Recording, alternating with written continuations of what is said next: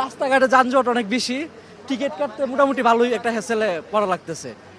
সবকিছু মিলে যাইতে পারলে আর কি স্বস্তি লাগবে। বাস স্ট্যান্ডের পরিবেশ আসলে নাজেহাল অবস্থা, বিশেষ করে মানে যারা মধ্যবিত্ত পরিবার তারা আসলে যাতায়াত ব্যবস্থা মানে এটা আসলে খুব হ্যাসেল।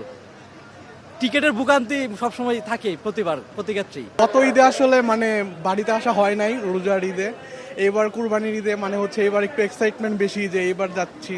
আর ঈদুল আজহা আসলে মিস করা যায় না, রোজার ঈদ যদিও মিস করা যায়। আর মাত্র এখানে আসলাম,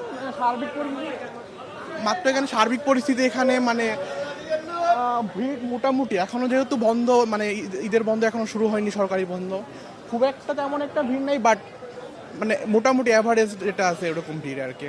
অহন বাড়তি চাপ কোনো বাড়ে নাই, স্বাভাবিক আগে যেভাবে যাইতেছে সেভাবে যাইতেছে। ঈদের ছুটির পরে সরকারি ছুটি হলে বাড়তি চাপ বাড়বে, অন্য দিনের থেকে সামান্য কিছু বাড়ছে যাচ্ছে। এখন পর্যন্ত পরিস্থিতি ভালো আছে।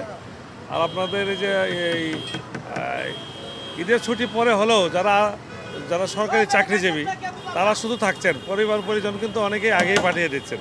সেক্ষেত্রে গতকাল থেকে আমরা কিছুটা চাপ লক্ষ্য করেছি, গতকাল বিকাল থেকে। আজকেও রাস্তায় ভালোই চাপ দেখা যাচ্ছে, তবে আমরা চেষ্টা করছি যাতে মানুষ নির্বিঘ্নে বাড়ি ফিরতে পারে। তারপরে এখানে অন্যান্য যে কোনো ধরনের কোনো সমস্যা হলে আমরা বিভিন্ন এটা এখনও করি না, আমরা নেমপ্লেট করব, আমাদের নাম্বার দেওয়া থাকবে।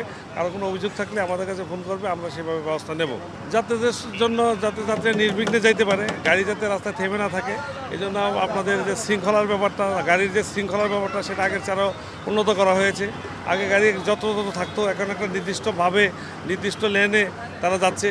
আপনারা যে আউটগোয়িংয়ে যদি দেখেন, ওখানে আগে গাড়ি যত্রতত্র আসতো, এখন সুন্দর করে লেন করে দেওয়া হয়েছে। তারা এক লেনে আসছে, এক লেনে আসার পরে অন্য গাড়িগুলি খুব স্মুথলি চলে আসতে পারতেছে, যেটার সুবিধা যাত্রী সাধারণই কিন্তু পক্ষান্তরে পাচ্ছে।